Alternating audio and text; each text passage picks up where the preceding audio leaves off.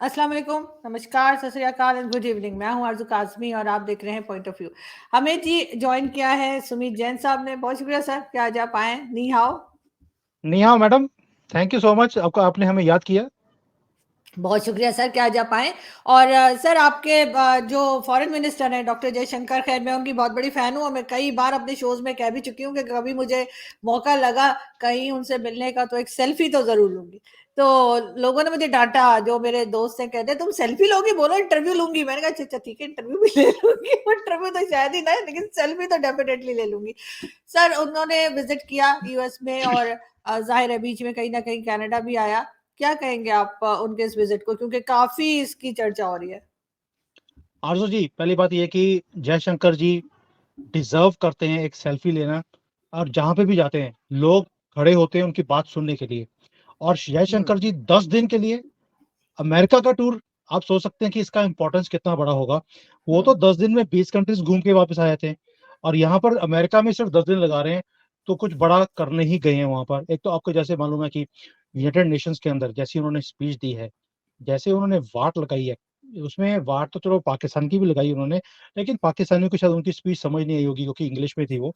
तो लेकिन उसमें जैसे उन्होंने बोला कि जो कंट्रीज ये हार्बरिंग करती हैं, हम्म। टेररिस्ट की, ये बात ठीक नहीं है, this is not good for the world also. तो उन्होंने कनाडा को, पाकिस्तान को, दोनों को लपेट लिया उसमें। उन्होंने चाइना को भी लपेट लिया। देखिए, जो ये स्पीच देने का स्टाइल है, ये शायद उन्होंने डिप्लोमेसी, वर्ल्ड की डिप्लोमेसी चेंज कर दी है जयशंकर जी ने। और यही सबसे बड़ी इनकी कामयाबी भी है। और आप सोच के देखिए, 10 दिन के अंदर क्या कर रहे हो। यूनाइटेड हम्म। नेशंस की मीटिंग चल रही है, G20 के जितने भी फॉरेन मिनिस्टर्स हैं उनके साथ मीटिंग चल रही है, क्वाड की मीटिंग्स में वो बैठने वाले हैं। फिर एक हाँ। हमारा जो ग्लोबल साउथ है, उसका एक ग्रुप बनाया है L65 करके, उनके साथ मीटिंग्स है। ग्लोबल साउथ को ये बोली जा रहे हैं कि भाई let's come together, south south की मीटिंग्स करने वाले हैं हम लोग।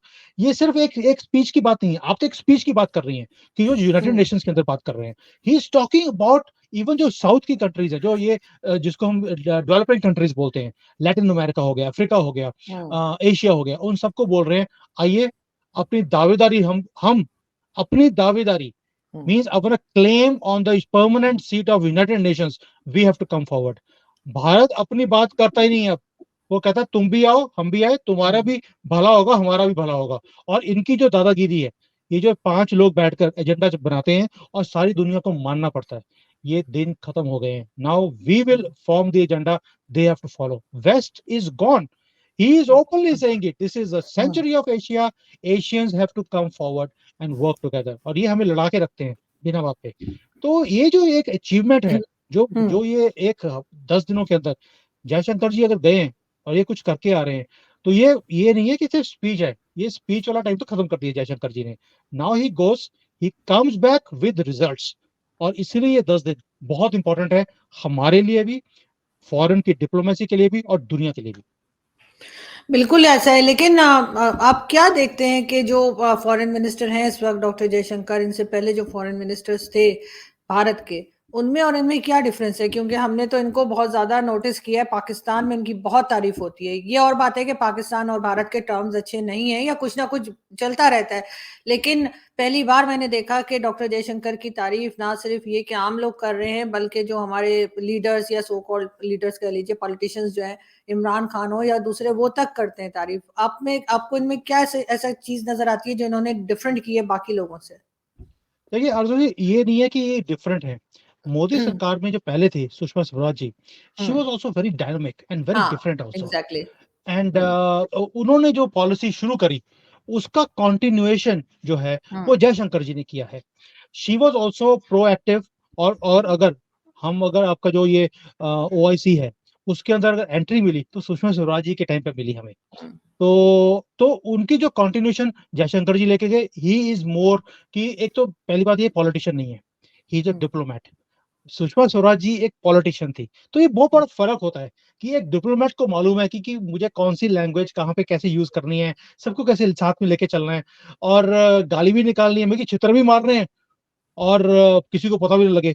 अब मेरे यहाँ पे शो पे आते हैं एक रविंदर पंचोली जी, उनका एक स्टेटमेंट है जो मुझे बड़ा अच्छा लगता है, कि रविंदर पंचोली जी हो या मोदी जी हो, इनका स्टाइल है जैसे आपके भी वहां पे ना चित्र मारते हैं पुलिस वाले, तो वो कहते हैं, वो जज बोलता है भी दिखाओ निशान कहाँ है, कहता है जी निशान नहीं है क्योंकि कंबल में लपेट के मारा, उसके निशान नहीं पड़ते। तो तो सही। जयशंकर तो जयशंकर जी का स्टाइल भी वैसे ही है।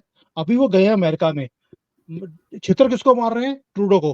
कंबल में लपेट के मार रहे हैं भी। वो दुनिया पूछ रही है ट्रूडो को भी सबूत दिखा। वो कहता है जी हम्म। कंबल में लपेट के मारा, सबूत तो है नहीं। तो हम्म।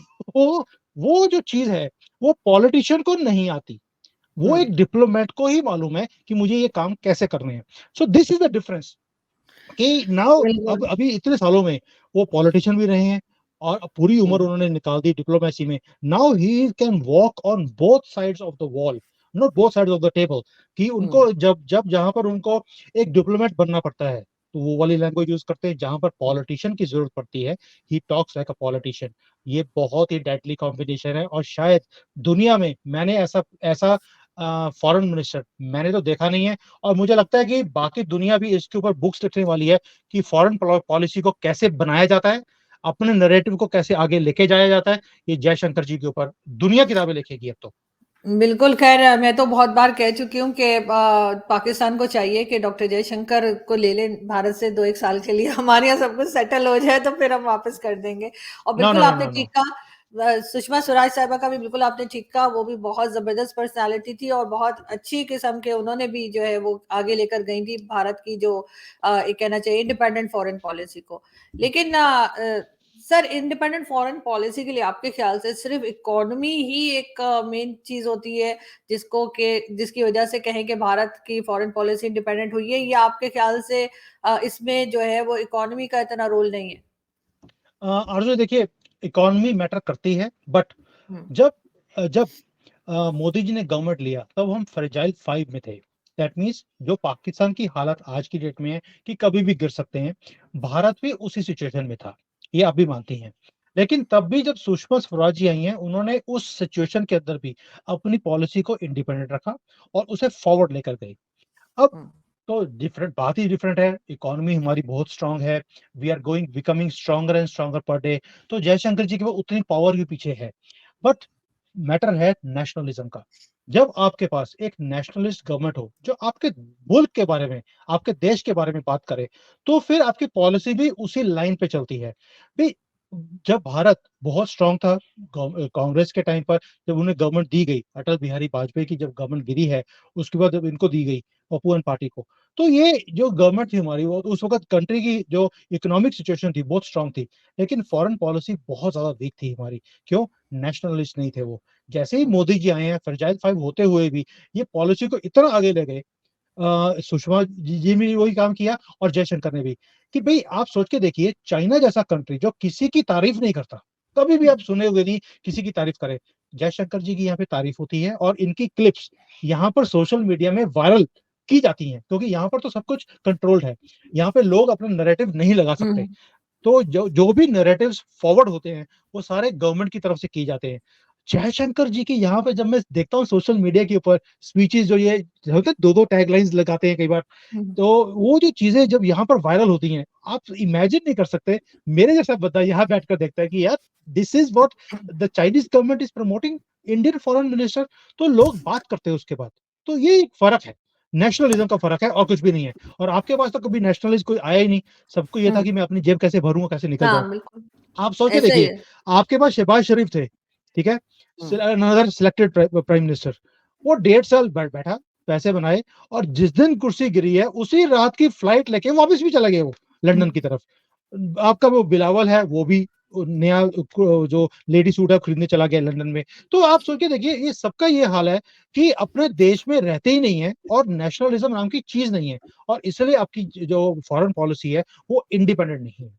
लेकिन क्या आपको लगता है सुमित जी कि अगर आपकी गवर्नमेंट में कोई भी मतलब कोई भी मिनिस्टर हो, चाहे वो डॉक्टर जयशंकर हो या कोई भी, अगर उनमें उनका कोई स्टेप या कोई काम आपको पसंद ना है, कि आपको लगता है कि आपकी पब्लिक फिर उसके ऊपर भी बात करती है, क्योंकि हम तो बहुत क्रिटिसाइज करते हैं अपनी गवर्नमेंट को, बेशक कोई काम इन लोगों ने नहीं किया, हर चीज गड़बड़ है, लेकिन जो बिल्कुल परफेक्ट जा रहा होता है वो भी कहीं ना कहीं ऐसा होता है कि पब्लिक कुछ और चाह रही है और गवर्नमेंट कुछ और कर रही है।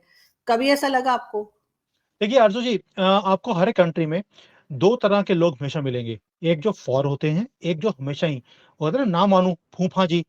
भी कुछ भी कर लो, फूफा जी ने मानना ही नहीं। वो तो भी उसको, उसका नाम फूफा जी नहीं है, एक्चुअल नाम था फूफा जी। वो हमेशा फूफा ही करते रहते हैं कि मैं ना मानूं। तो वो जो ऐसे लोग हैं, वो आपको हर देश में मिलेंगे।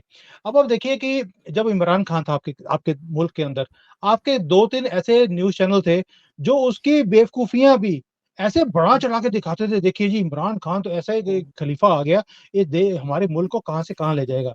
हमारे पास भी ऐसे ही लोग हैं, जो मोदी जी जितना मर्ज़ी ग्रेट काम कर लें, वो दिखा ही नहीं सकते कि भई ये कोई ग्रेट काम कर रहे हैं, अच्छा काम कर रहे हैं। और वही जो लोग हैं, ये ऐसे लोग हैं जिनकी पकड़ मीडिया के ऊपर बहुत सालों से रही है। ये एक नैरेटिव्स बनाए जाते थे हमेशा ही, आइदर फॉर और अगेंस्ट सम गवर्नमेंट। और फिर जो लोग हैं, वो पिकअप करते हैं उन चीज़ों को। और उसके बाद अपना वो, या तो पहले पहले होता था प्रोटेस्ट होते थे, ना सड़कों के ऊपर झंडे ले लिए, प्रोटेस्ट कर लिया। अभी जो प्रोटेस्ट है उसका सिस्टम हो गया ट्विटर के ऊपर, सोशल मीडिया के ऊपर। तो हमारा जो सोशल मीडिया है, वो बहुत ज़्यादा प्रोएक्टिव है। अभी ये कनाडा में जो कुछ हुआ, पूरा सोशल मीडिया भर दिया हमने टिड्डी मल के अगेंस्ट कि तूने, तेरी हिम्मत कैसे हुई बोलने की। हाँ ठीक है, हमने मारा नहीं मारा दूसरी बात है, तेरी हिम्मत कैसे हुई, टेररिस्ट था मर गया, what is the big deals in that. और हमने सोशल मीडिया, आप देखिए सोशल मीडिया के ऊपर आपको कोई और चीज दिखती नहीं है भारत में, except you know pin pointing टिड्डी मल। तो ये जो हमारा भारत के अंदर है कि आप कहते हैं कि क्या लोग बोलते हैं फॉर या अगेंस्ट, हमारे यहाँ पर बहुत ज्यादा स्ट्रांग है फॉर एंड अगेंस्ट का सिस्टम। और फ्रीडम है यहाँ पर, जो मर्जी आपका ओपिनियन है बिल्कुल। आप बोल सकते हैं।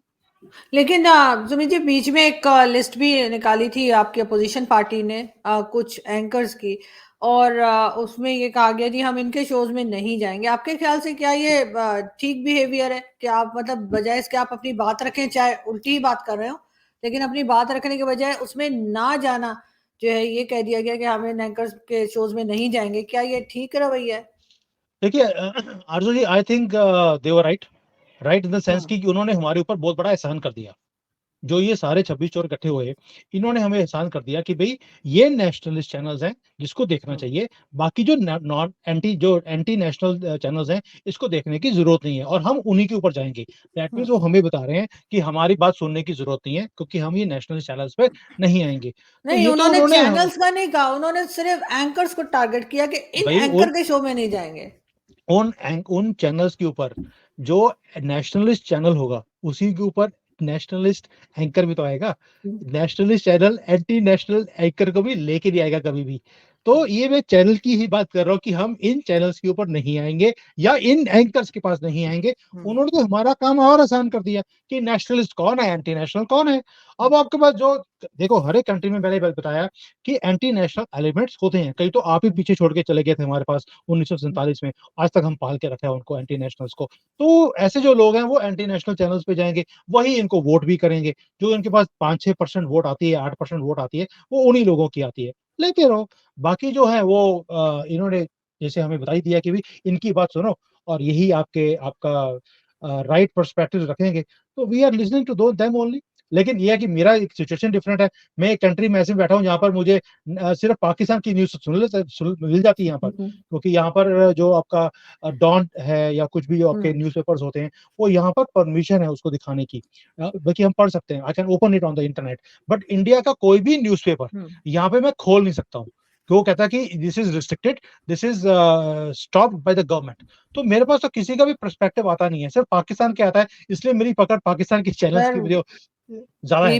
वीपीएन का नाम सुना है आपने? एक चीज होती है वीपीएन, वो जब मैं लगाया वीपीएन करें। यूज़ करता जब मैं वीपीएन यूज़ करता हूँ, तो मेरा इंटरनेट पीछे से स्लो कर देते हैं, तो उसके बाद तो बफरिंग होती रहती है, खुलता कुछ भी हम्म। नहीं है।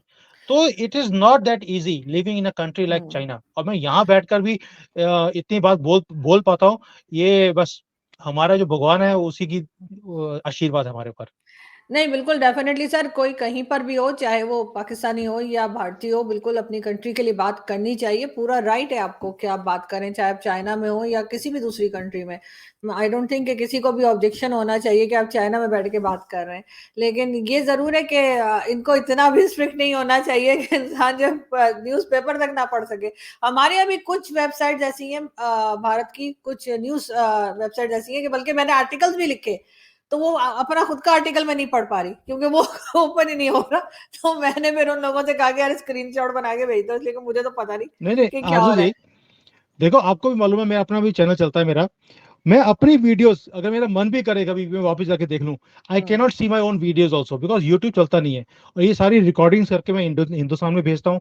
वहां पर एक टीम रखी हुई है जो थंबनेल्स बनाकर और उसको डाल देती हो इंटरनेट पे। मैं नहीं डाल सकता हूँ। सो ये I can understand your pain कि आपको अपना आर्टिकल पढ़ना हो तो आप पढ़ नहीं सकते हो। तो मेरे साथ भी ऐसा ही है एग्जैक्टली। यहाँ पर। बिकॉज मैंने 2-3 बार ऐसा हुआ है कि मैंने इंडियन न्यूज़पेपर के लिए लिखा, लेकिन वो मैं खुद ही नहीं चेक कर पा रही। लेकिन ये गलत है, ऐसा नहीं होना चाहिए। इवन न्यूज़ चैनल्स भी आने चाहिए, क्योंकि इवन मेरे फादर भी कहते थे कि ये अजीब कंट्री है कि यहाँ पे इन्होंने सारे न्यूज़ चैनल बंद कर रखे हैं। और बड़ा मतलब उनको था कि उनको बड़ा शौक था कि वो मतलब इंडियन न्यूज़ चैनल भी देखें, यहाँ के भी देखें, फिर एक होता है ना, कंपेयर कर पाते हैं। लेकिन खैर अभी तक ऐसा नहीं है, कुछ लोगों ने डिश लगा रखी है तो वो देख लेते हैं। लेकिन सर, नेक्स्ट इलेक्शंस आ रहे हैं, आपके ख्याल से ये कनाडा इशू और बाकी चीजें जो कंट्री में होती रही हैं, गड़बड़ जो मची रही, चाहे वो मणिपुर हो या कुछ भी, आपके ख्याल से मोदी जी को कुछ प्रॉब्लम आएगी वोट लेने में, या आप समझते हैं कि नहीं, लोग अंडरस्टैंड करेंगे इस बात को कि इसमें गवर्नमेंट ने कुछ नहीं किया, मतलब गवर्नमेंट की कोई गलती नहीं है? आरजू जी, पहली बात यह है कि 24 का election is already shut and हाँ। Already finalized. ये पाकिस्तान की तरह नहीं है कि सिलेक्शन हुई है। हमारे यहाँ पर इलेक्शन ऑलरेडी हो चुका है लोगों के दिमाग में कि किसको लेकर आना है। ये आपको क्या लगता है, अगर कोई खतरा होता मोदी जी को कि ये हार जाएंगे, तो ये सारे 26 के 26 चोर इकट्ठे नहीं होते। भी आपके मुल्क के अंदर भी हम्म। उन्हें लगता था कि इमरान खान को हटाना इम्पॉसिबल है, तो ये सारे चोर इकट्ठे हो गए। क्यों इकट्ठे हुए? कि भाई एक आदमी जो सच्चा है, सुच्चा है, और सारे जो है ऊपर आपका अल्लाह भी, सारे नबी भी, और जितने भी आपके जिन होते हैं वो सारे उसको सपोर्ट भी करते हैं। तो इनको लगा भी अब इकट्ठे हो जाओ, नहीं तो ये हमारी वाट लगा देगा। उसको बेचारे को इन्होंने सर, नीचे आपने गिर दिया पीटीआई धोखे कब से। ज्वाइन की? सर, आपने पीटीआई कब ज्वाइन की? मेरे चैनल पे मैं पहली बार किसी को इतनी, इमरान खान की इतनी तारीफें सुन रही हूँ कि खान साहब खुद भी जेल तोड़ के भाग जाएंगे, आपके पास आ जाएंगे। यार, इतनी तारीफें, रोने लगेंगे। इस सर, क्या इसलिए हो? कर रहा हूँ इसलिए कर रहा हूँ मैं। क्यों बेचारे को आपने गिरा दिया। 26 चोरों ने, जो आपके भी वहां पे 26 चोर है, सबने इकट्ठे होकर उसको नीचे गिरा दिया। अच्छा, खान साहब और की भी कई चोरियां सामने आई हैं, ऐसे ये भी बता दूं, खान साहब के भी कोई ऐसा नहीं है कि खान साहब भी अब कोई मुझे बिल्कुल मालूम है। हाथ साफ देखो नहीं है वो तो उनके। वो तो देखो आरजू जी, आपके मुल्क का जो है 1400 सालों की हिस्ट्री है चोरी चकारी की, ये कोई नई बात नहीं है। तो आप सोच के देखिए, हमारे पास भी ऐसे ही हुआ है कि सारे इकट्ठे हो गए, क्योंकि उनको लगता है कि मोदी जी को हराना इम्पॉसिबल है, शायद इकट्ठे होकर करेंगे तो इनको गिरा सकते हैं। लेकिन कुछ भी होगा नहीं, इनकी कोई भी बॉलिंग जो मर्जी कर लें, वर्ल्ड कप का टाइम है ये, जो सी मर्जी बॉलिंग कर लें, मोदी जी फ्रंट फुट पे आके ऐसे छक्के मारते हैं जैसे ट्रूडो का किया है, कि जो स्टेडियम है, स्टेडियम है नहीं, दुनिया से बाहर भेज दिया बॉल को। तो ये ही हाल होने वाला है सब सब चोरों का।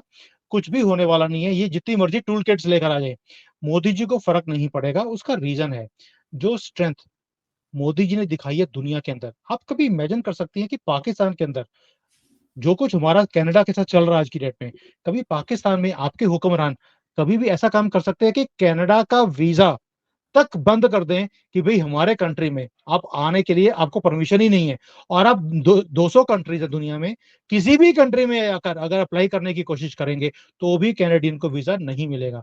आप कभी इमेजिन कर सकते हैं? और हम ओपनली बोल रहे हैं कनाडा को, भाई डिप्लोमेसी में क्या होता है, टिट फॉर टैट होता है।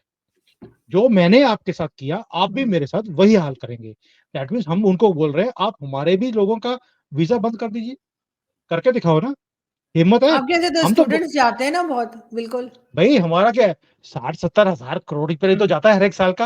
हम्म। तो बंद कर दें, आपको क्या फर्क पड़ता है? इतने बड़ा आपका वेस्टर्न वर्ल्ड है ना, एक हम्म। जिसको बोलते हैं डेवलप्ड कंट्री है आपका, आपको 50 हजार 60 हजार करोड़ से क्या फर्क पड़ने वाला है साल का? आप बंद कर दीजिए हमारे visa. We are openly telling him.